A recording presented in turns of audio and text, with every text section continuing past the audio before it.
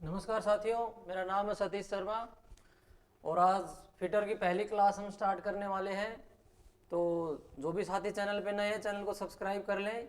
Fitter का syllabus धीरे धीरे करके हम यहाँ पे कंप्लीट करेंगे और आपकी जो तैयारी है वो यहीं पे करवाएंगे। तो जो भी मेरे साथी फिटर से पढ़ रहे हैं, फिटर की तैयारी कर रहे हैं, जॉब में जाने के लिए तैयारी कर रहे हैं, फिटर इंस्ट्रक्टर की तैयारी कर रहे हैं, रेलवे की तैयारी कर रहे हैं, वो सारे के सारे साथी जुड़ जाएं। खास तौर से जो फिटर इंस्ट्रक्टर की तैयारी कर रहे हैं उनके लिए जो सिलेबस है वो कंप्लीट हम यहाँ पे करवाएंगे, यहीं से वीडियो स्टार्ट करेंगे। दूसरी चीज़, हम सारी चीज़ें वही पढ़ेंगे जो एग्जाम पॉइंट ऑफ व्यू से इम्पोर्टेंट है। ऐसा नहीं है कि हम कुछ भी पढ़ लेंगे या स्टार्ट से जीरो से पढ़ेंगे, ऐसा नहीं करेंगे। हम जो भी चीज़ें एग्जाम पॉइंट ऑफ व्यू से, जिस तरह से मैंने काफ़ी कोर्सेज के वीडियो देखे, मैं नाम नहीं लेना चाहूँगा, उनमें से पढ़ा रहे हैं। जैसे कोई हैमर पढ़ा रहा है तो उसमें उस हैमर के लिए ही उसने 1.5 घंटे 2 घंटे खींच रखे हैं कि इसमें लकड़ी का हैंडल है, ये देखो लकड़ी का हैंडल ऐसे लगा हुआ है। ये इस टाइप की चीज़ें हम यहाँ पे नहीं करने वाले हैं। हम सिर्फ एग्जाम के पॉइंट ऑफ व्यू से जो चीज़ें इंपॉर्टेंट है केवल उनको यहाँ पे कवर करने वाले हैं। दूसरा, मैं सिर्फ वही टॉपिक्स उठा रहा हूँ जो डायरेक्ट जहाँ से आपका सिलेबस बनाया गया है, आपके सिलेबस के टॉपिक्स लिखे गए हैं, उसी पीडीएफ में से हम यहाँ पे पढ़ाने वाले हैं। जो लाइंस आपके सिलेबस में दी गई हैं, फिटर का सिलेबस आपने सभी ने देख लिया होगा, तो आप देखिए उसमें जो लाइंस दी गई हैं उसी के अकॉर्डिंग हम स्टेप बाय स्टेप चल करके, और जो चीज़ सही है एकदम तथ्य के साथ में लिखी गई है। भारत स्किल की ये पीडीएफ है आपके सामने, जो कि निमी के द्वारा जारी की गई है। इसमें जो चीज़ लिखी गई है वही सही मानी जाएगी। कुछ करेक्शन होंगे, उनके रिगार्डिंग भी बात करेंगे, वो निमी के बुक से देख करके और चीज़ें देखेंगे। फिलहाल जो इसमें लिखा गया है वही सही माना जाएगा। तो अभी हम स्टार्ट करते हैं। सबसे पहले सेफ्टी वगैरह सभी साथी यहाँ पे आईटीआई डिप्लोमा बीटेक वाले हैं, तो ज़्यादा workshop safety, personal safety, personal protective equipment, PP वगैरह, इन सब से आप अच्छी तरीके से वाकिफ़ हैं। 5S से भी मेरे सभी साथी अच्छी तरीके से वाकिफ़ हैं। 5S के आपको नाम याद करने हैं, उनका मतलब ध्यान में रखना है, उनसे संबंधित मेरे ख्याल से कोई क्वेश्चन आएगा नहीं। पिछली बार भी ऐसा कुछ हुआ नहीं था। तो जहाँ से क्वेश्चन उठ सकते हैं या पिछली बार कैसे क्वेश्चन आए थे उसी तरीके से हम यहाँ पे पढ़ाई है वो स्टार्ट करने वाले हैं। तो एक तो वीडियो को कोई भी बीच में छोड़ करके ना जाए, पता नहीं मैं कौन सी बात बताऊँ और वो डायरेक्ट आपके एग्जाम में आ जाए, इसलिए आपको कनेक्टेड रहना मेरे साथ में लास्ट तक। सबसे पहले हम पढ़ेंगे यहाँ पे जो आपके सेफ्टी साइंस होते हैं, कुछ सेफ्टी सिंबल्स होते हैं, उनके बारे में। सबसे पहले आपके दिया गया है यहाँ पे प्रोहिबिशन साइन, निषेधात्मक चिन्ह जिनको कहते हैं। अब मैं ये नहीं कर रहा आपको कि डायरेक्ट ये सिंबल आपको एग्जाम में देखने के लिए मिलेंगे, ऐसा नहीं है, इतना इजी क्वेश्चन नहीं आने वाला है। लेकिन इनका पृष्ठभूमि कैसी है, सिंबल किस कलर का होता है, ये आपसे जरूर पूछ सकते हैं। तो यहाँ पे बात करें सबसे पहले प्रोहिबिशन साइन के, तो इसकी आकृति कैसी होती है, एक सेकेंड।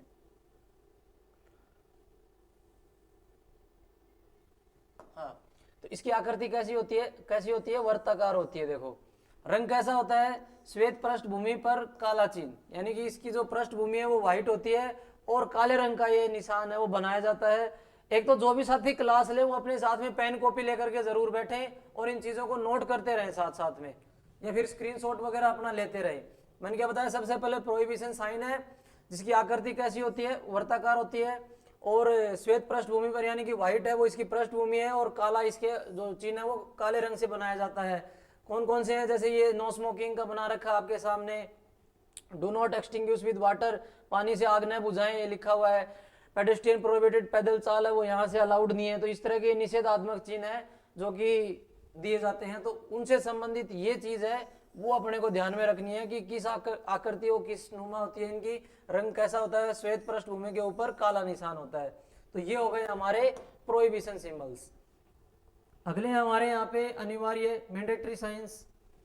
मैंडेटरी साइंस की बात करें तो इनकी आकृति भी वर्ताकार होती है इनकी भी, और इनकी नीली पृष्ठभूमि के ऊपर सफेद रंग के निशान होते हैं। आपने कई बार देखा होगा, ये मेट्रो वगैरह में भी जाते हैं, वहाँ भी काफ़ी जगह लिखा रहता है।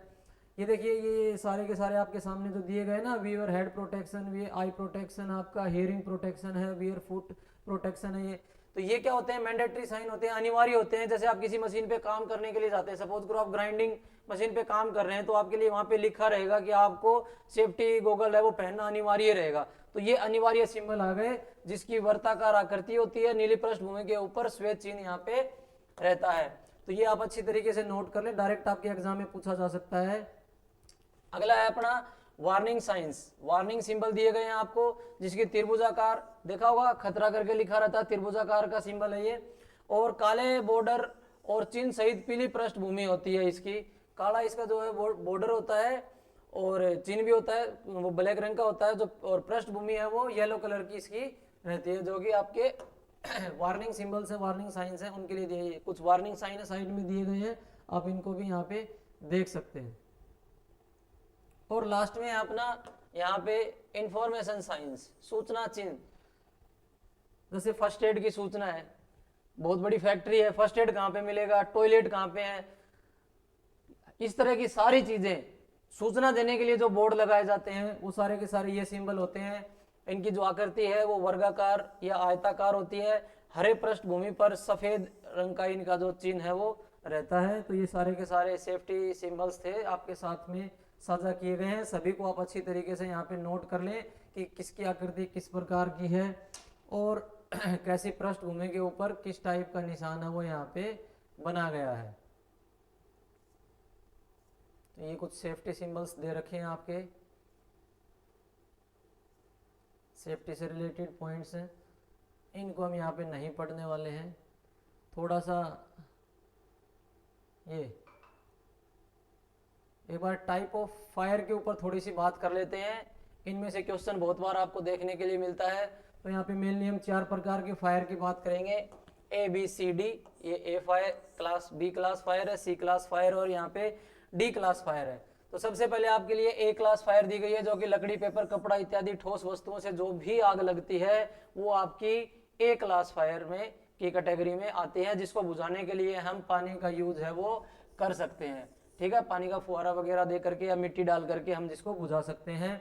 नंबर 2 पे आपकी दे रखी है यहाँ पे बी क्लास फायर, जो कि ज्वलनशील द्रव्य यानी कि आपके पेट्रोल, डीजल, ऑयल, इस तरह के जो ज्वलनशील द्रव्य हैं, लिक्विड हैं, उनसे जो आग लगती है वो किस कैटेगरी में आती है, आपकी बी क्लास फायर है, जिनको बुझाने के लिए आप फोम एक्सटिंग्यूशर या CO2 एक्सटिंग्यूशर या सूखा पाउडर है वो उपयोग में ले सकते हैं। ये सारी चीजें आप नोट करके रखें कि कौन सी फायर कौन सी क्लास में आ रही है और उसको बुझाने के लिए कौन सा आपको फायर एक्सटिंग्विशर जिसकी जरूरत पड़ेगी। नंबर 3 पे है आपकी सी क्लास फायर, जो कि गैस तथा द्रवित गैस यानी कि जो गैसियस फायर है, जो गैसों के द्वारा लगती है, उस फायर को हम क्या कहते हैं, क्लास सी फायर के अंदर वो आती है। और इसके लिए जो ड्राई पाउडर का एक्सटिंग्विशर आता है उसका उपयोग यहाँ पे किया जाता है इस आग को बुझाने के लिए। ये सब आप नोट कर लें। और सबसे लास्ट में सबसे इंपॉर्टेंट है आपकी क्लास डी फायर, जो कि विद्युतीय आग या मेटालिक आग से संबंधित है। ये देखिए यहाँ पे क्लास डी फायर या इनवेलिंग मेटल जिसको शामिल किए गए हैं, तो विद्युत द्वारा लगी आग भी इसी के अंदर आती है और मेटल के अंदर लगी हुई आग भी इसी के अंदर आती है। तो दोनों के लिए अलग अलग दिए गए हैं कि विद्युतीय आग अगर आग आपकी लगी गई है तो CT, जिसको कार्बन टेट्रा क्लोराइड इसकी फुल फॉर्म है, इसकी फुल फॉर्म भी पूछ सकते हैं, कई एग्जामों में पूछी गई है कि CTC की फुल फॉर्म क्या है, तो कार्बन टेट्रा क्लोराइड इसकी फुल फॉर्म है, जो कि विद्युतीय आग बुझाने के लिए काम में ली जाती है। और अगर बात करें आपकी मेटल वाली आग है तो आपके यहाँ पे कार्बन डाइऑक्साइड या सूखा पाउडर यानी कि ड्राई पाउडर का जो आपका अग्निशामक यंत्र आजकल ABC आ गए हैं, तो वो यहाँ पे यूज में लिए जाते हैं। ठीक है, तो ये टाइप्स ऑफ फायर और साथ में एक्सटिंग्विशर की डिटेल देख ली एग्जाम के पॉइंट ऑफ व्यू से कि कौन सा एक्सटिंग्विशर कहाँ पे काम में हम लेने वाले हैं। ठीक है, इसके बाद हम कुछ सामान्य टूल्स वगैरह हैं उनके बारे में यहाँ पे पढ़ेंगे। अगर दोस्तों वीडियो आपको अच्छा लग रहा हो तो लाइक करके जाएं, अच्छा ना लगे तो डिसलाइक करके जाएं, लेकिन ऐसे खाली नहीं जाएं यार, बिल्कुल भी।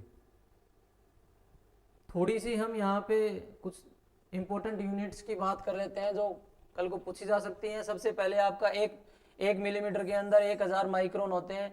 इस तरीके से आपका 1000 माइक्रोन है वो लिखा जाएगा। ये माइक्रोन का सिंबल है आपका, 1000 माइक्रोन होते हैं सभी साथी। ये बहुत इंपॉर्टेंट क्वेश्चन है, बहुत बार आ चुका है कि 1 मिलीमीटर में कितने माइक्रोन होते हैं। 1000 माइक्रोन होते हैं। 1 सेंटीमीटर में 10 मिलीमीटर होते हैं। 1 डेसीमीटर में 10 सेंटीमीटर होते हैं। 1 मीटर में 10 डेसीमीटर होते हैं, सॉरी डेकामीटर होते हैं।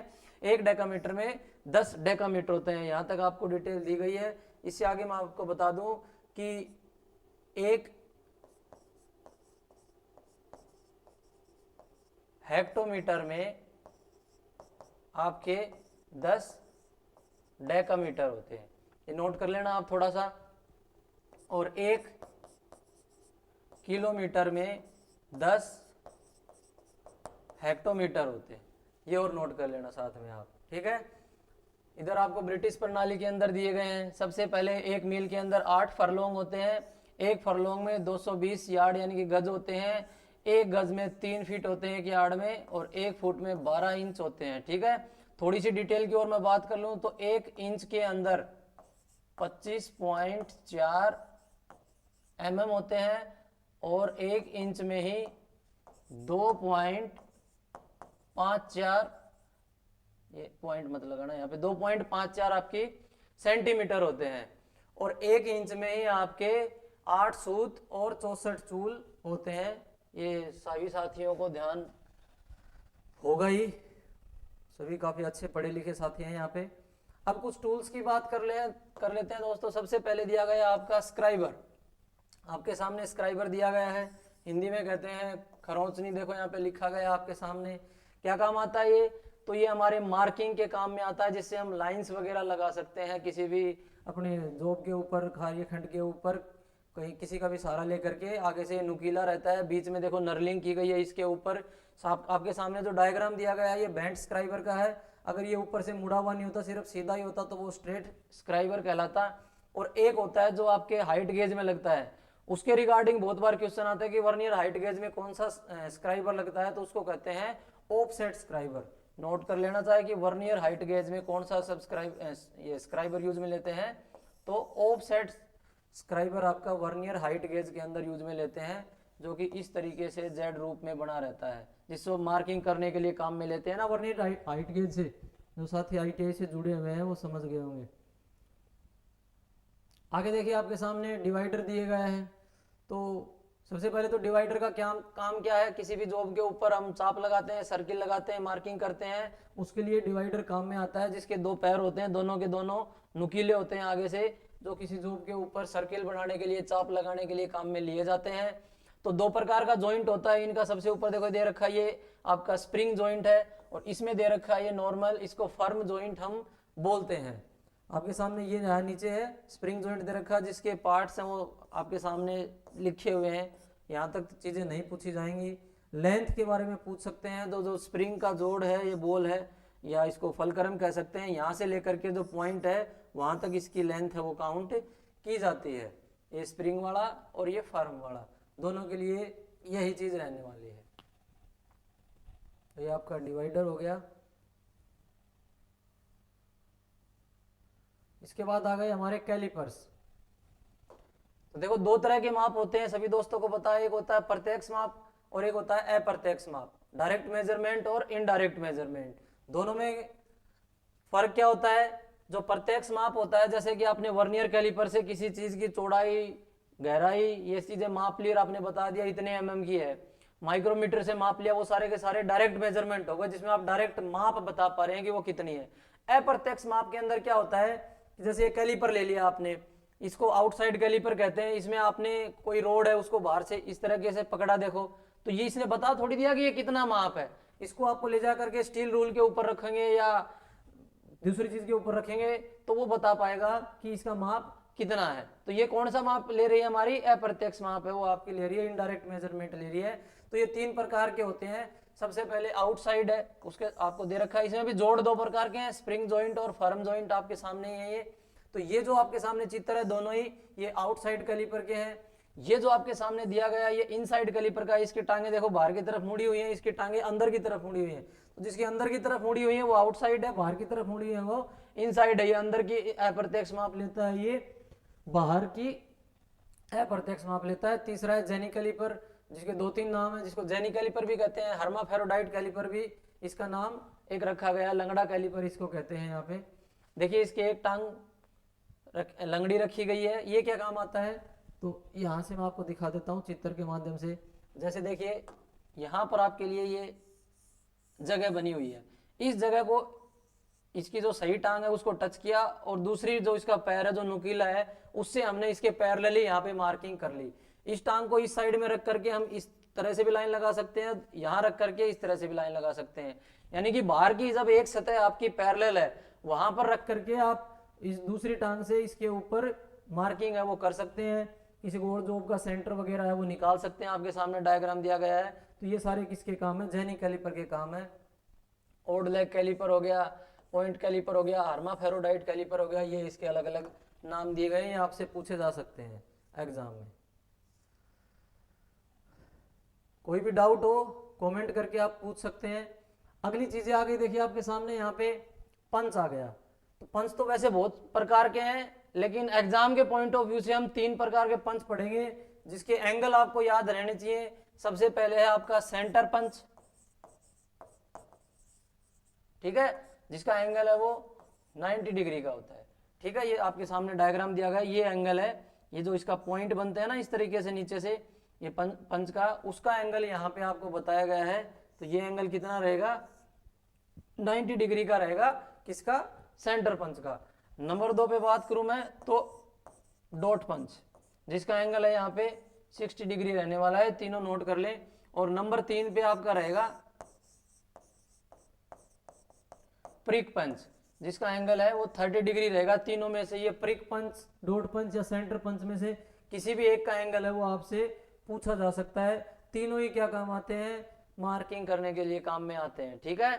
या फिर जैसे नॉर्मल मुझे कटिंग करनी है तो हम डॉट पंच से मार्किंग करते हैं, किसी सीट वगैरह सीट मेटल के कार्य में हम प्रिक पंच से मार्किंग करते हैं, और अगर ड्रिल करने के लिए हमें कोई पंच करना हो तो हम सेंटर पंच का उपयोग करते हैं। ये तीनों चीजें अलग अलग हैं, इस तरीके से भी आपसे पूछा जा सकता है। तो तीनों का कार्य क्या है तो आपको पता होना चाहिए, और अच्छे से गहराई से आप इसको देख लें।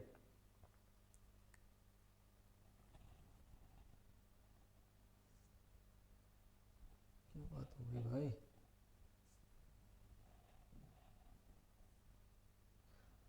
अगला टॉपिक है अपना हैमर। आपके सामने डायग्राम दिया गया है हैमर का, देखिए, जिसके पार्ट्स नेम आपको दिए गए हैं। ये इसकी पिन है जिसके आधार पे ये अलग अलग हैमर आपके सामने बांटे गए हैं। नीचे इसका फेस आपको दिया गया है, ठीक है। ये इसका आई होल दिया गया है जिसके अंदर हैंडल हम फिट करते हैं। तो देखो 3 प्रकार के पिन के आधार पे इनको बांटा गया है। यहाँ पे 2 ये हैं और एक ये है। सबसे पहले वाला ये जो दिया गया है ये कौन सा है, बॉल पिन हैमर है। ये इधर इसकी चिक दी गई है जिसके ऊपर इसका भार वगैरह लिखा रहता है कई बार। दूसरा जो आपके सामने दिया गया है, देखो आपको क्या पहचानना है कि इस हैंडल के साथ में अगर ये इसकी नोक है वो सीधी है तो उसको कहेंगे स्ट्रेट पिन हैमर, सीधा पिन का हैमर। और अगर ये आपके सामने हैंडल के क्रॉस में परपेंडिकुलर में इस तरीके से बनी हुई है जो यहां दी गई है, इसको कहेंगे क्या, क्रॉस पिन हैमर। तो पहला हो गया बॉल पिन हैमर, दूसरा हो गया आपका क्रॉस पिन हैमर, और तीसरा हो गया स्ट्रेट पिन हैमर।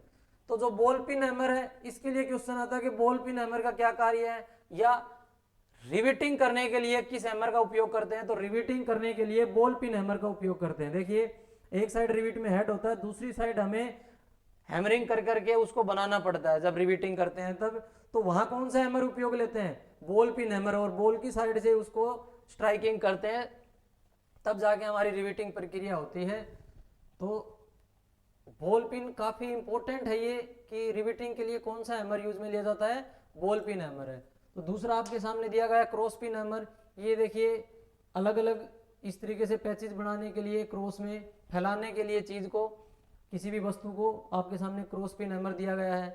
और लास्ट में स्ट्रेट पिन हैमर है। तो देखिए कॉर्नर वगैरह के अंदर या जहाँ पे जगह कम हो वहां पे अंदर तक चोट मारने के लिए इसके आगे की जो नोक है, पिन है, वो पतली दी जाती है, उसके लिए आपका स्ट्रेट पिन हैमर है वो काम में लिया जाता है। तो ये तीनों हैमर मैंने आपको दिखा दिए।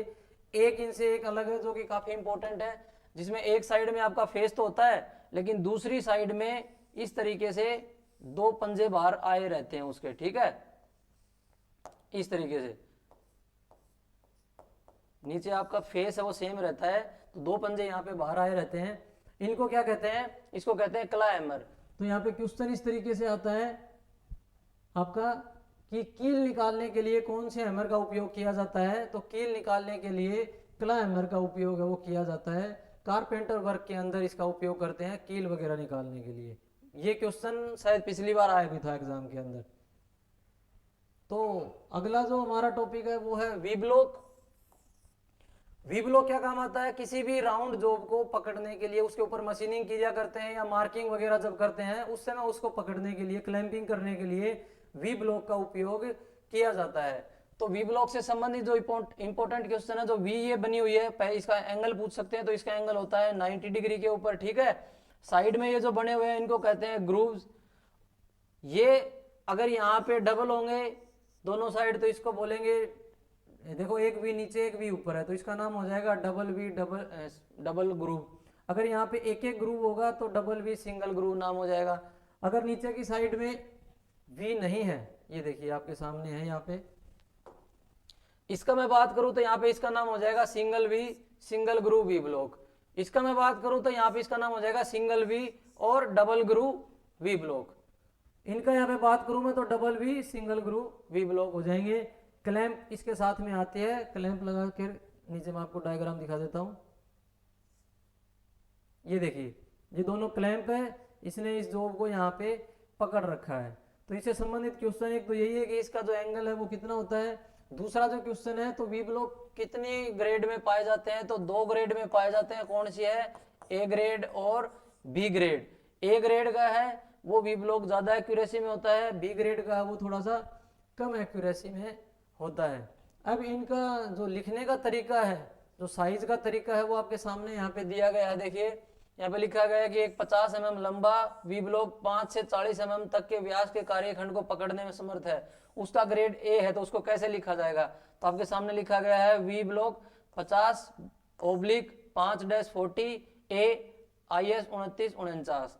इसका क्या मतलब हो गया, तो वी ब्लॉक जो 50 है इसका ये लंबाई हो गई, और 5 से जो 40 है वो इतने 5 mm से लेकर के 40 mm तक के व्यास के जूब है वो पकड़ सकता है।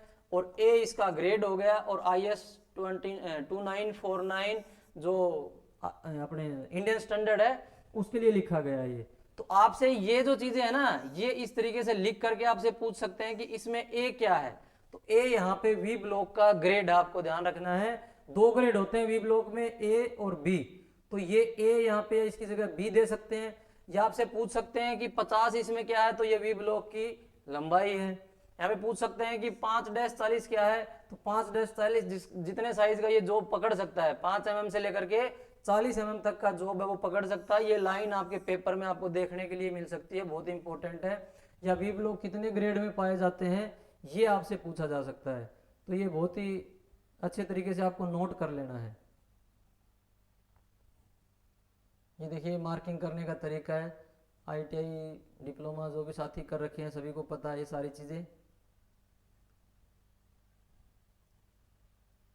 अब आ गई आपके सामने आपकी बेंच वाइज, बहुत ही इम्पोर्टेंट चीज़ है ये वर्कशॉप के लिए। तो मेरे ख्याल से सभी साथियों को पता ही है, ये इसके हार्ड जा आपके सामने लगे हुए हैं जॉब को पकड़ते हैं। जो इसके पीछे जो है वो सॉफ्ट जा जिनको कहते हैं, इधर वाला जा है मूवेबल जा है, इधर वाला जा है ये फिक्स जा है जो कि स्थिर रहता है।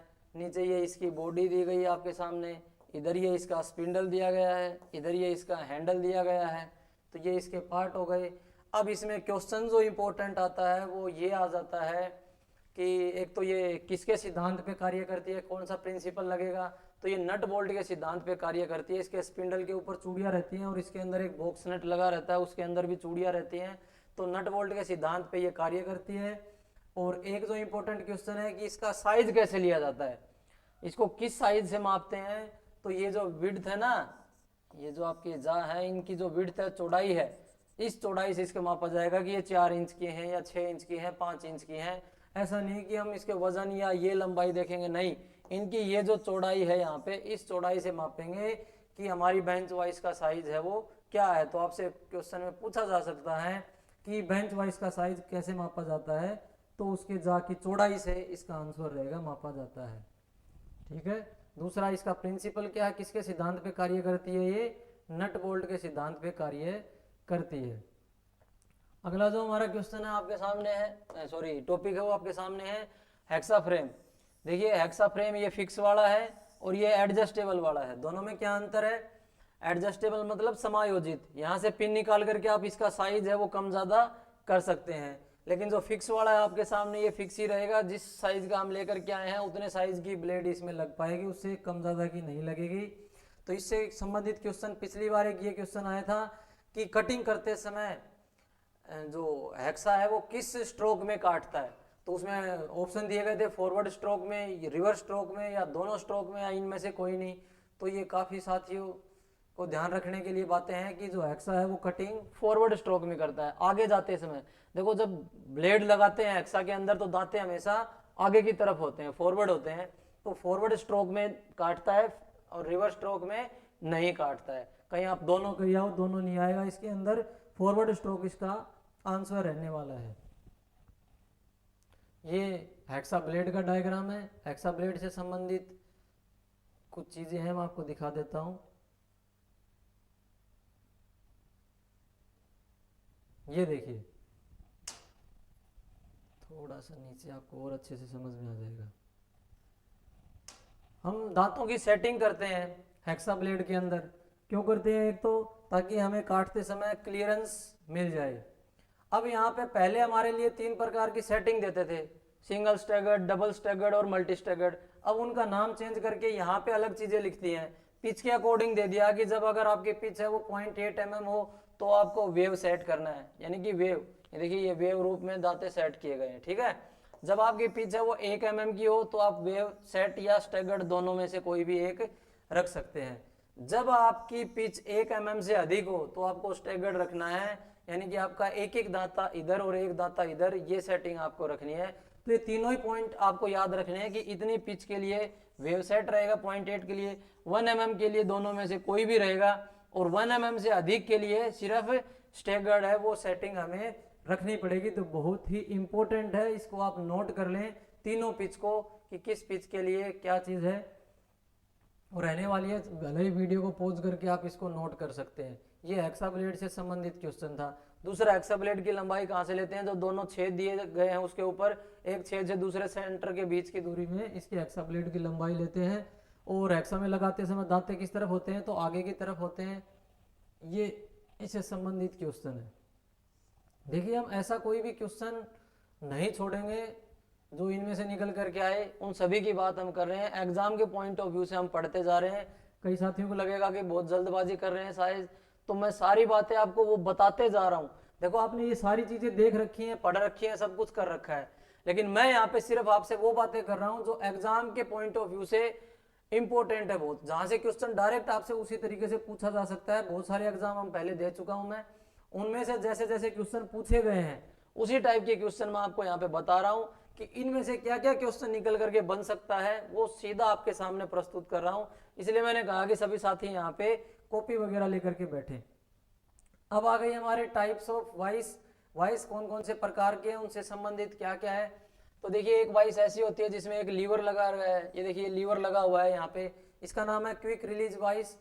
तो क्या होता है, कई बार हमें बड़ी जॉब लगानी है तो हमें घुमा घुमा के वॉइस को वहां तक लाना पड़ता है, या फिर पहले से बहुत सारी खोल रखी है मैंने वॉइस को और छोटी सी जॉब लगानी फिर घुमा के वहां तक लेके जाना है। तो इन चीजों से बचने के लिए क्विक रिलीज वॉइस होती है जिसमें एक लीवर लगा रहता है। अगर उस लीवर को हम फ्री करते हैं तो हमारी वॉइस है फ्री करते ही झटके से आगे या पीछे दोनों तरफ चली जाती है, ठीक है। और लीवर के साथ में अगर घुमाएंगे तो हमारी चूड़ी के साथ चलेगी वो, और अगर लीवर को खोल करके घुमाएंगे तो हमारी क्विक रिलीज हो जाएगी, जल्दी से खुल जाएगी या जल्दी से आगे चली जाएगी। वो क्या है, जो अंदर इसका बॉक्स नट है उससे इसके स्पिंडल को फ्री कर देता है, इसलिए हमारी क्विक रिलीज वॉइस है वो काम में ली जाती है। दूसरी है हमारी, ये बहुत ही इंपॉर्टेंट है, पाइप वॉइस जिसको कहते हैं। यहाँ से डायरेक्ट क्वेश्चन बनता है कि पाइप वॉइस के जबड़े किस प्रकार के होते हैं, तो आपको पता होना चाहिए पाइप वॉइस के जबड़े हैं वो वी आकार के होते हैं।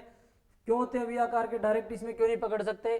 क्योंकि इनमें अगर हम डायरेक्ट पाइप पकड़ करके टाइट करेंगे तो पाइप है वो अंदर की तरफ दब सकता है, खराब हो सकता है। लेकिन ये प्रॉपर सपोर्ट है वो इसके अंदर इस तरीके से पाइप को देते हैं। तो जो वी आकार के जबड़े वो किसके होते हैं? पाइप वाइस के होते हैं। ध्यान रखना, बहुत इंपॉर्टेंट क्वेश्चन है ये। अगली है तुम्हारी हैंड वाइस। तो हैंड वाइस छोटे कार्यों के लिए काम में लेते हैं। इसके अंदर कौन सा नट लगा रहता है, इसका ये इंपॉर्टेंट क्वेश्चन है। तो इसके अंदर विंग नट लगा रहता है, सभी साथियों को पता होना चाहिए।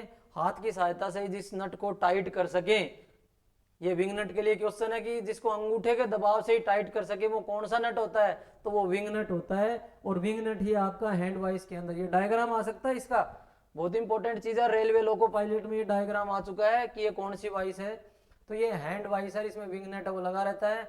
अगले आपके सामने यहाँ पे पिन वाइस दी गई है, बहुत छोटी मोटी चीजें पकड़ने के लिए, कोई छोटे व्यास की चीजें पकड़ने के लिए ये आगे इसमें पिन रहती है, जिसमें छोटे व्यास की कोई चीज को पकड़ लेते हैं। यहाँ से जब इसको घुमाते हैं तो ये तीनों आपके साथ में जो जबड़े दिए गए हैं इसको ऐसे पकड़ लेते हैं, और जब वापस घुमाते हैं तो ऐसे छोड़ देते हैं। तो ये बहुत छोटे कामों के लिए पिन वाइस आपके उपयोग में लाई जाती है। अब ये दो वाइस हैं आपके सामने, एक तो है मशीन वाइस।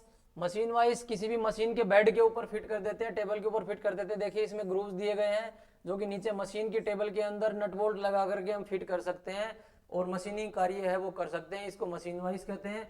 और आपके सामने ये बहुत इंपॉर्टेंट चीज है लेग वाइस, जिसका नाम है।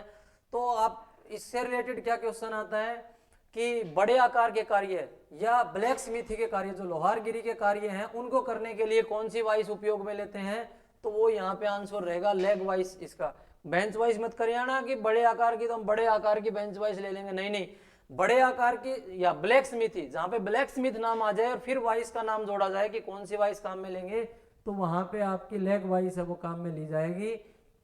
ये बात ध्यान रखना। इसके जबड़े इस तरीके से इसको पकड़ते हैं जॉब को, जिससे कि हम चोट मारें तो वो स्लिप ना हो। देखिए आपके सामने ये बना गया डायग्राम, ठीक है। तो या फिर ऐसे आ सकता है कि हैमरिंग करने के लिए, यानी जॉब को हमने वाइस में पकड़ लिया और उसके ऊपर हमें स्ट्राइकिंग करनी है हैमर के द्वारा, तो कौन सी वाइस काम में लेंगे, तो वहां पर भी लेग वाइस हमारी काम में लेंगे। ये बहुत ही इंपॉर्टेंट क्वेश्चन है, इसको आप ध्यान में रखना है, ठीक है। बड़े आकार के कार्य, ब्लैक स्मिथी के कार्य या हैमरिंग करने के लिए, तीनों के लिए कौन सी वाइस काम में लेंगे, लेग वाइस का उपयोग है वो करेंगे। अगला है हमारा ट्राई स्क्वायर गुणिया। तो एक तो इसका एंगल कितने डिग्री का होता है, 90 डिग्री का रहता है। सभी साथियों को अच्छी तरीके से पता होगा। ये इसका स्टोक है, ये इसकी ब्लेड है, ब्लेड के आकार से ही इसका आकार है वो लिया जाता है। पूछ सकते हैं कि ट्राई स्क्वायर का आकार किससे लिया जाता है, तो इसके ब्लेड के आकार से ही लिया जाता है। 4 इंच, 6 इंच, 12 इंच, इस तरीके से। इन दोनों का एंगल कितना है, दोनों के बीच में 90 डिग्री का एंगल है। काम क्या आता है ये, तो किसी भी जॉब को 90 डिग्री के ऊपर चेक करने के लिए, मापने के लिए कहीं भी नहीं आएगा काम, सुन लेना, चेक करने के लिए 90 डिग्री के ऊपर उसकी समकोणता चेक करने के लिए इसका उपयोग है वो हम करते हैं, ठीक है। मार्किंग करते समय देखो रूल की तरह से इसको उपयोग में ले सकते हैं। ये तो बेसिक कार्य हो गए बताने के लिए, हम पढ़ रहे हैं यहाँ पे एग्जाम के पॉइंट ऑफ व्यू से। अगली आ गई हमारी बहुत ही इंपॉर्टेंट चीज, रेती। फिटर ट्रेड के जान कह दूं मैं इसको। रेती के बिना कोई कार्य होता ही नहीं है हमारे यहाँ। तो सबसे पहले तो रेती के जो पार्ट्स हैं वो दिए गए हैं आपके सामने। सबसे नीचे दिया गया है इसका टिप पॉइंट है, ठीक है। ये इसका फेस है, कटिंग एरिया जिसको कहते हैं, जहाँ से ये कटिंग करती है, ठीक है। ये फाइल लेंथ है जो कि टिप से लेकर के या पॉइंट से लेकर के शोल्डर तक की होती है। साइड में इसकी एज दी गई है आपको, किनारा जिसको बोलते हैं, ठीक है। ये जो खाली जगह बचती है इसको हम हील बोलते हैं। ये जो दोनों इसके कंधे हैं वही है, इनको शोल्डर बोलते हैं। ये ऊपर हैंडल लगा गया है, सेफ्टी में पढ़ाते हैं ना कि बिना हैंडल की फाइल काम में नहीं ली जाए। हैंडल का आगे के जो रिंग सी लगी रहती है इसका नाम है फेरुल। क्या कहते हैं, फेरुल। और जिसके ऊपर हैंडल हम चढ़ाते हैं उसका नाम है टैंग, ठीक है। ये तो हो गई हमारी फाइल के पार्ट्स नेम है, सारे के सारे आप नोट कर सकते हैं, इसका स्क्रीनशॉट ले सकते हैं। थोड़ा सा मैं साफ कर देता हूँ। तो अभी आप इसका स्क्रीनशॉट वगैरह ले सकते हैं और इनको दोबारा से ध्यान में रख सकते हैं, ठीक है। तो ये हाई कार्बन स्टील से बनाई जाती हैं मेन इनकी जो, और इनको हार्ड व टेम्पर किया रहता है। भंगूर रहती है वैसे, ये चोट मारने पर टूट सकती हैं। फाइल को अगर हम गिरा दें तो ये टूट सकती है। अब देखो हम फाइल की क्लासिफिकेशन यहाँ पे पढ़ने वाले हैं आपके सामने कि फाइलों को किस तरीके से वर्गीकृत किया गया है। थोड़ा सा समझने का है आपको। 1 से 2 क्वेश्चन यहाँ पे फाइल के देखने को मिलेंगे। तो हर एक क्वेश्चन मैं यहाँ पे क्लियर करके चलूंगा कि क्या क्या क्वेश्चंस हैं वो फाइल के लिए पूछे जा सकते हैं, तो वीडियो को बिल्कुल भी स्किप ना करें। यहाँ पे सबसे पहले हम बात करते हैं कट ऑफ फाइल्स, कि कट के आधार पे फाइल कितने प्रकार की हैं, कैसे कैसे हैं वो देख लेते हैं। सबसे पहला नाम आया है आपके सामने single cut file. Single cut का मतलब ये है, आपके सामने डायग्राम दिया गया है जिसके ऊपर ये जो दांते हैं ना सिर्फ एक ही तरीके से बने गए हो, सिर्फ एक ही लाइन, एक ही तरफ लाइनें लगी हुई ना। अब आपसे पूछा जा सकता है कि सिंगल कट का एंगल कितना होता है, तो आपके सामने लिखा गया है। देखो मैं ये पीडीएफ की बजाय मैं डायरेक्ट आपको वैसे भी पढ़ा सकता था व्हाइट बोर्ड के ऊपर। एक तो मैं वहां पे हाथ से डायग्राम बनाता जिसमें काफी क्लास है हमारी वो लंबी हो जाती, लेकिन अब आपके सामने ये पीडीएफ लाने का मतलब मेरा यही है कि इसमें जो भी चीज लिखी रहेगी वो ऑथेंटिक चीज है। ये निमी के द्वारा प्रोवाइड किया गया मटेरियल है और हम निमी के द्वारा प्रोवाइड किए गए मटेरियल में से ही पढ़ेंगे। तो ये डाउट आपका बिल्कुल भी नहीं रहेगा कि मैं गलती से भी मेरे मुंह से कुछ गलत बता दूं। जैसे यहाँ पे मैं 60 डिग्री की जगह आपको 70 बता दूं, आप 70 नोट कर लो, किसी भाई को पता ना हो पहले और वो 70 ही नोट कर ले, एग्जाम में 70 ही करे, कल को मुझे 70 गाली दे, ऐसा नहीं चाहता मैं। इसलिए आपके सामने ही मैं ये पीडीएफ लेकर के आया हूं जो कि निम्मी के द्वारा प्रोवाइड की गई है, जिसमें जो लिखा गया है वो एग्जाम में सही माना जाएगा। भले ही इसमें चाहे गलत होगा कुछ, लेकिन आपके एग्जाम में आप वो जब आंसर की में ऑब्जेक्शन लगाते हैं ना, तो आप इसका रेफरेंस दे करके उसको सही करवा सकते हैं, क्योंकि ये निम्मी के द्वारा ही छापी गई पीडीएफ है, उसी में से मैं पढ़ा रहा हूं। तो सबसे पहला हो गया हमारा सिंगल कट फाइल, जिसका कोण है यहाँ पे 60 डिग्री का। ठीक है, डायग्राम के माध्यम से चलेंगे। ये देखिए आपके सामने दूसरी जो दी गई है वो है डबल कट फाइल। देखिए इसमें इस तरीके से भी लाइन लगी हुई है और इस तरीके से भी लाइन लगी हुई है। अब आप यहां से क्वेश्चन कैसे बनता है, कई बार पूछ लेते हैं कि जो डबल कट फाइल है उसमें एक कोण है वो 70 डिग्री का होता है, तो दूसरा कोण कितने डिग्री का होता है। तो ये बातें सबके ध्यान में नहीं रहती हैं। आपके सामने ही दिया गया है यहाँ पे कि दूसरा कोण है वो 51 डिग्री का रहता है, या आपको 51 दे करके दूसरा ये पूछ लें तो दूसरा 70 डिग्री का रहता है। उसमें क्या था, 60 डिग्री था सिंगल कट में, यहाँ पे 60 का कोई जिक्र ही नहीं है। डबल कट में एक कोण है वो 70 डिग्री का है, एक कोण है वो 51 डिग्री का है। आपके पास जो पुरानी बुक्स दी गई हैं उनमें किसी में आपको यहाँ पे एक 60 का दिया हो सकता है, लेकिन मैं इसलिए ये पीडीएफ मेरे साथ में लेकर के आया हूं कि इसमें जो भी लिखा हुआ होगा वही सत्य रहेगा, वही माना जाएगा, इसी को परम सत्य मान सकते हैं फिलहाल आप, क्योंकि यहीं से ऑब्जेक्शन है वो लगा सकते हैं कल को आंसर की के हिसाब से। ठीक है, अगली जो फाइल हमारी वो रास्प कट फाइल है। देखिए ये रही, इसको कहते हैं रास्प कट फाइल। ये क्या काम में आता है, आपने देखा होगा ये टायर पंचर वगैरह की दुकान के ऊपर घिसते हुए, या कारपेंटर को कोई लकड़ी घिसते हुए, तो उसी काम में ली जाती है। लकड़ी वगैरह घिसने के लिए या ट्यूब वगैरह घिसने के लिए, चमड़ा घिसने के लिए, मुलायम चीजें घिसने के लिए इस रेती जिसके ऊपर दाने दाने से बने रहते हैं, तो ये कट के आधार पे इसका क्या नाम है, रास्प कट फाइल इसका नाम दिया गया है। तो आपसे ऐसे पूछा जा सकता है कि लकड़ी को घिसने के लिए कौन सी रेते का उपयोग लेते हैं, तो रास्प कट फाइल का उपयोग है वो लेते हैं। या चमड़ा घिसने के लिए कौन सी रेते का उपयोग लेते हैं, तो रास्प कट फाइल का उपयोग है वो लेते हैं। या ऐसे आ सकता है कि कट के आधार पे निम्न में से कौन सी रेती नहीं है, तो नहीं में आपको 3 रेती तो ये दे देगा और चौथी दे देगा सेकंड कट फाइल, तो वो आपके कट के आधार पे नहीं रहेगी, आप वहां पे मार खा सकते हैं। आगे उसके बारे में भी अच्छी तरीके से बात करेंगे। तो कट के आधार पे 3 हो गई, सिंगल कट, डबल कट और रास्प कट। चौथी है हमारी कर्व्ड कट। देखिए थोड़ी सी ऊपर कर लेते हैं, आपके सामने डायग्राम दिया गया है, ये कर्व्ड कट। कर्व्ड कट क्यों है, क्योंकि कर्व शेप में इसके ऊपर दांते बने गए हैं। देखिए आपके सामने ही, ये क्या काम आती है, जो मुलायम धातु होते हैं ना, जैसे एल्यूमिनियम वगैरह हो गया, उन चीज, पीतल हो गया, उन चीजों को घिसने के लिए ये कर्व कट वाली जो रहती है वो हमारे काम में लेती है। जहां पे धातु मुलायम है, कम मटेरियल हटाना है, वहां पे इसको काम में लेते हैं। तो ये क्वेश्चन ये भी आ सकता है कि एल्यूमिनियम को घिसने के लिए कौन सी रेती काम में लेंगे, इसको लेंगे, या मुलायम धातुओं को घिसने के लिए कौन सी रेती काम में लेंगे, तो कर्व कट वाली जो रेती है हमारी उसको काम में लेंगे। तो कट के आधार पे ये 4 रेती आपकी हो गई, single cut, double cut, रास्प cut और कर्व कट। सिंगल कट में एंगल 60 डिग्री है, डबल कट में 70 और 51 डिग्री है, और रास्प कट आपके सामने है ही, और ये कर्व कट आपके सामने, जिनमें एंगल का कोई मतलब नहीं है। चारों रेतियों के बारे में कट के आधार पे मैंने आपको बता दिया।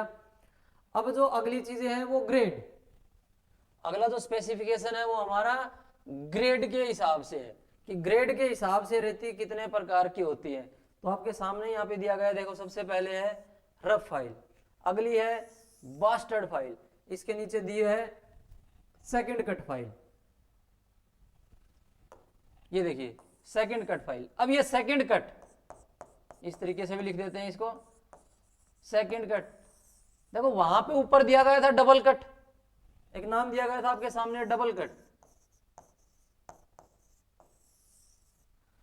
और ये सेकंड कट मिलता जुलता सा है।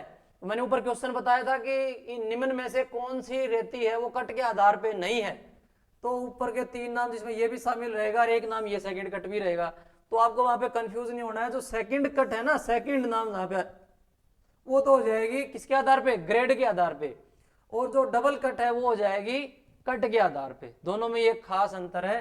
तो ग्रेड के आधार पे रफ फाइल है, बास्टर्ड फाइल है, सेकंड कट फाइल है।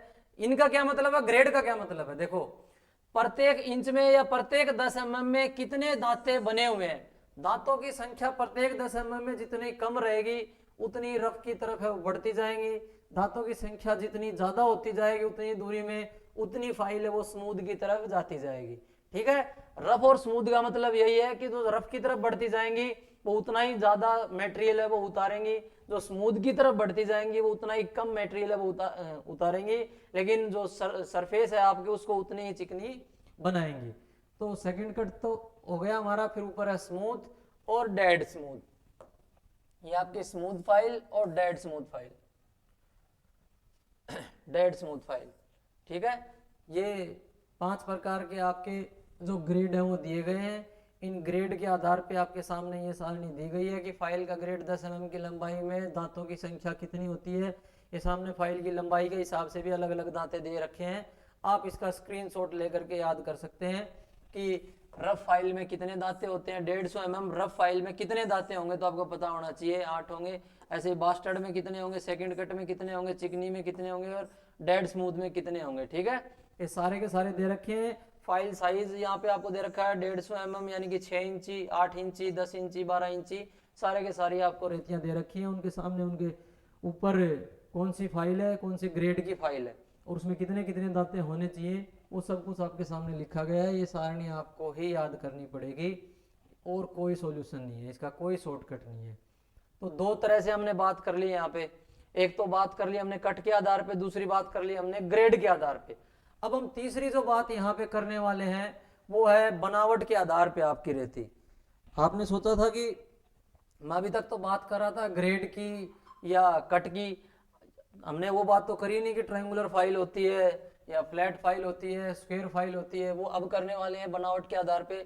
सबसे पहले आपके सामने यहाँ पे ये देखिए 2 एक जैसी सी फाइल दी गई है। ये आपके सामने फ्लैट फाइल। फ्लैट फाइल को कैसे पहचान सकते हैं कि ये लास्ट में जाकर के थोड़ी सी टेपर में हो जाती है, कुछ दूरी में मोटाई है वो इसकी लगभग समान रहती है पूरे लेकिन लास्ट में जाकर के थोड़ी सी टेपर में हो जाती है।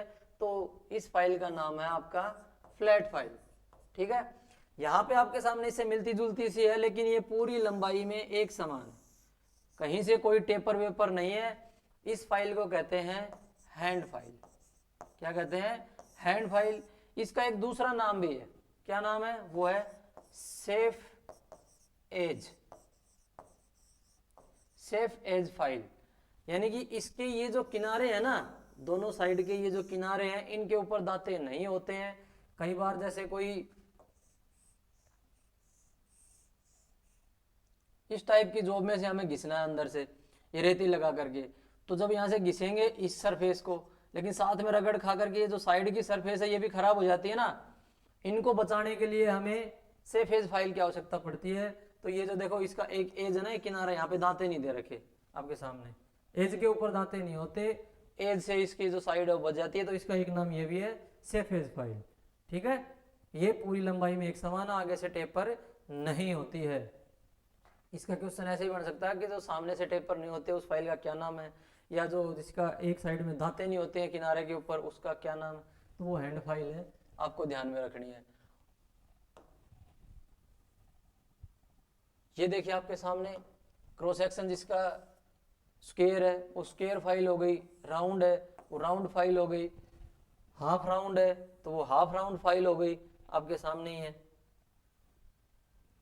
ये आपके सामने इंपॉर्टेंट फाइल, एक तो ट्राइंगुलर और एक है नाइफ एज। यहाँ इंपॉर्टेंट कैसे है, जो ट्राइंगुलर है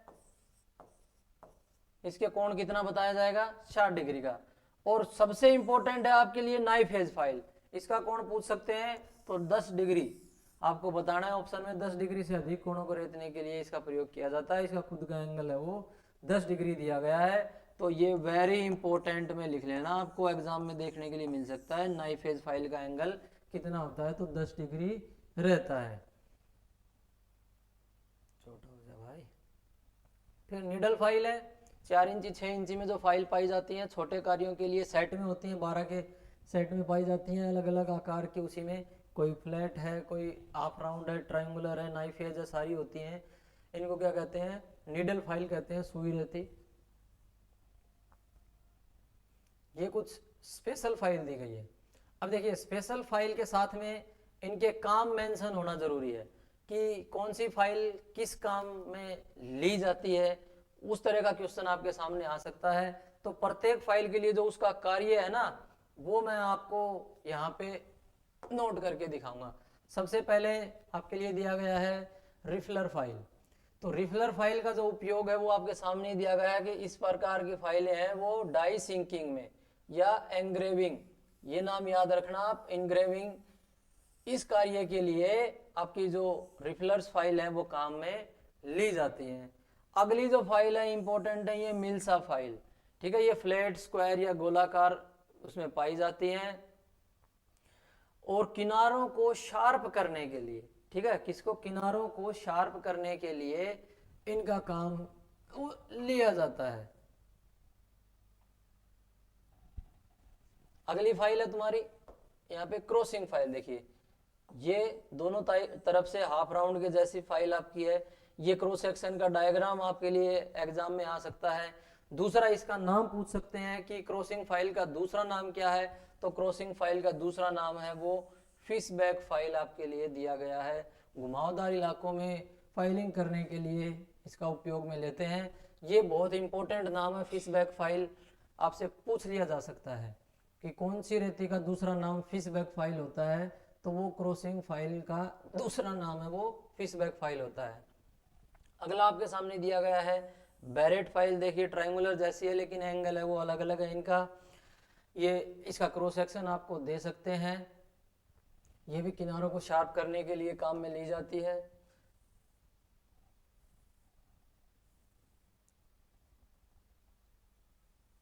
यहाँ पे आप देखिए अगली जो हमारी रहती है ना वो है टिंकर फाइल, बहुत ही इंपॉर्टेंट है। टिंकर फाइल का उपयोग कहाँ होता है, ऑटोमोबाइल बॉडी को फिनिशिंग करने के लिए। ये आपको नाम याद रखना है कि ऑटोमोबाइल बॉडी को फिनिशिंग करने के लिए कौन सी फाइल उपयोग में लेते हैं, तो टिंकर्स फाइल है वो उपयोग में ली जाती है। और लास्ट में फिर से आ गया आपका कि डाई सिंकिंग वगैरह के लिए जो रोटरी फाइल हैं उनका उपयोग लिया जाता है। ये रोटरी फाइल्स दी गई हैं, देखिए आपके सामने गोल डाई सिंकर्स वगैरह या लचीली साफ्ट वगैरह के ऊपर रगड़ने के लिए इनका उपयोग किया जाता है। तो ये स्पेशल फाइल थी कुछ आपके सामने। अब एक चीज़ है पिनिंग ऑफ फाइल का क्या मतलब है, कई बार आ जाता है कि पिनिंग ऑफ फाइल का क्या मतलब है। तो जब देखिए फाइल के अंदर ये जो दांते हैं इनके बीच में जो सॉफ्ट मेटल्स हैं वो फंस जाते हैं और फिर हमारी फाइल है वो काम करना बंद कर देती है। तो वायर ब्रश के द्वारा हम इसके अंदर से निकालते हैं, तो इसके अंदर चिप्स हैं वो फंसे हुए हैं उनको निकालते हैं और उसी को क्या कहते हैं, पिनिंग ऑफ फाइल कहा जाता है। ये क्वेश्चन किसी भी तरीके से आ सकता है। एक ये है रेती की उत्तलता। तो रेती क्या है, बीच में से थोड़ी सी उत्तल बनाई जाती है ताकि जो पूरा भाग है वो रेती का एक साथ रगड़ ना खा पाए या सही तरीके से फाइलिंग हमारी हो पाए, इसलिए रेती के अंदर उत्तलता बनाई जाती है, जिसको हम क्या कहते हैं, कन्वेक्सिटी ऑफ फाइल। ये भी बहुत इंपॉर्टेंट है, नोट कर लेना आप।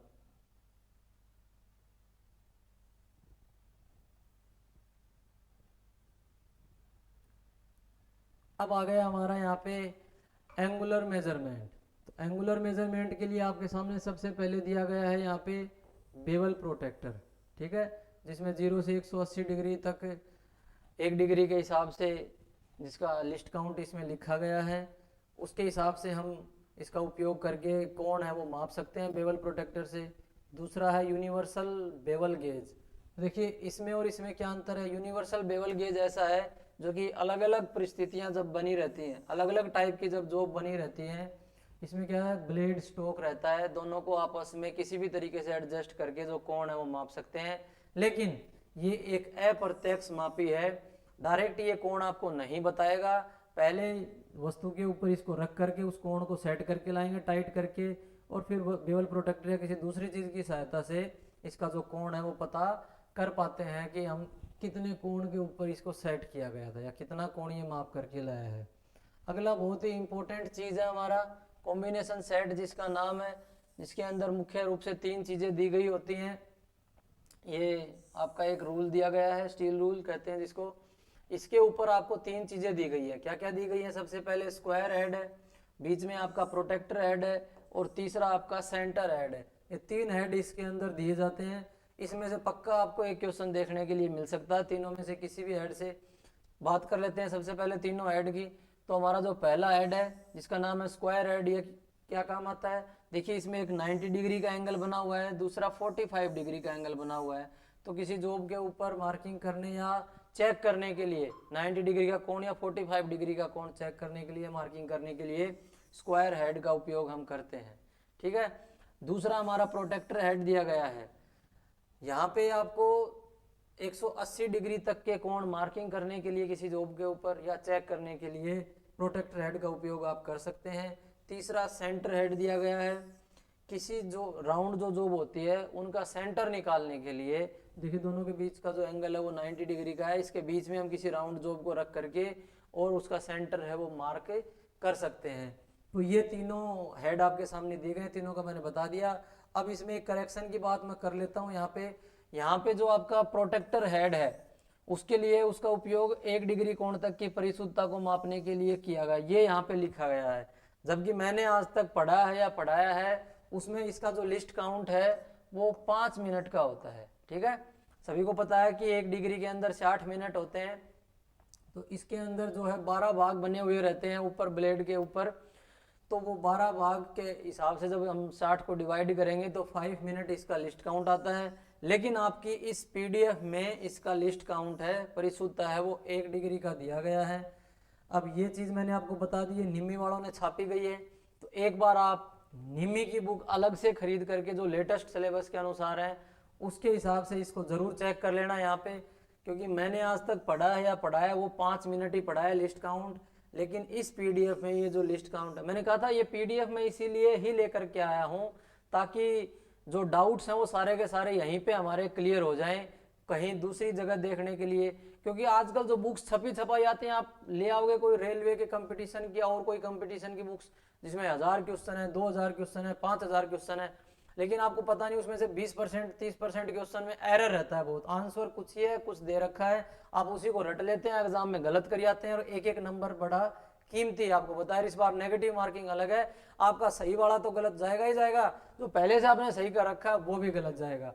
इसलिए गलत तो बिल्कुल भी नहीं पढ़ना है। इसलिए आपको इस चीज को जरूर कंफर्म कर लेना है कि इसका जो लिस्ट काउंट है वो इसमें 1 डिग्री दे रखा है और मैंने आज तक जो पढ़ा है वो 5 मिनट पढ़ा है। ठीक है, तो ये आप एक बार कोई निमी की बुक से जरूर कंफर्म कर लें और कमेंट करके मुझे भी बताएं कि कहाँ पे आपको ये मिला है, वरना मैं ढूंढ करके आपको दूंगा अगर आपको ना मिले तो। ठीक है, तो ये कुछ प्रणालियां दे रखी हैं, सभी इससे अवगत हैं। एफपीएस प्रणाली है फुट पाउंड सेकंड, सीजीएस प्रणाली है सेंटीमीटर ग्राम सेकंड प्रणाली, एमकेएस है मीट्रिक प्रणाली जिसको कहते हैं, और एसआई पत्ती है जो इसका हम अभी काम में ले रहे हैं। तो इन सब के बारे में शायद बात करने की आवश्यकता नहीं है। आज की क्लास हम यहीं तक रखते हैं। नेक्स्ट क्लास में हम यूनिट्स के बारे में पढ़ेंगे और इससे आगे या और कौन सा टॉपिक प्रिपेयर करते हैं उसके बारे में देखेंगे। अभी हमने जितना पढ़ा है इसके लिए मैं जो एमसीक्यूज हैं वो लेकर के आऊँगा, देखते हैं आपकी कितनी तैयारी है। तो अच्छी तरीके से आप इसको देख लें, नोट कर लें, और अगर वीडियो अच्छा लगा हो तो भाई लाइक ज़रूर करके जाएं, अच्छा ना लगा हो तो भाई डिसलाइक ज़रूर करके जाएं, लेकिन करके जाएं, कुछ ना कुछ ऐसे ना जाएं। और चैनल को सब्सक्राइब ना किया तो कर लें ताकि अगली क्लास जब भी आए आपको पता चल जाए, वरना पता नहीं रहेगा। इंजीनियरिंग ड्राइंग के लिए भी मैंने 2 क्लास ले रखी हैं, वो बना रखी हैं, अगर आपको अच्छी लगे तो उनको भी आप देखें और बताएं आगे क्लास बनाएं कि नहीं बनाएं। और ये क्लास लेने के बाद भी आप बताएं कि अगर आपको क्लास सही लग रही है तो हम फर्दर आगे लेकर के बढ़ेंगे इसी सिलेबस के आधार पे, ठीक है। हम यहाँ पे जो भी बात करेंगे वो ऑथेंटिक करेंगे, बिना ऑथेंटिक कुछ भी नहीं करेंगे, और ना ही किसी एक टॉपिक को पकड़ करके बहुत लंबा खींचेंगे कि हैमर को ही पकड़ करके मैं ये 2 घंटे की क्लास यहाँ पे बढ़ा दूं, तो ऐसा नहीं है। हम सारे के सारे जो क्वेश्चन है वो क्वेश्चन कैसे इंपॉर्टेंट है या क्वेश्चन कैसे आ सकते हैं उसी के ऊपर बात यहाँ पे कर रहे हैं, सिलेबस के अनुसार ही पूरी बात करेंगे और ऑथेंटिक चीज में से ही करेंगे। धन्यवाद। जय श्री राम।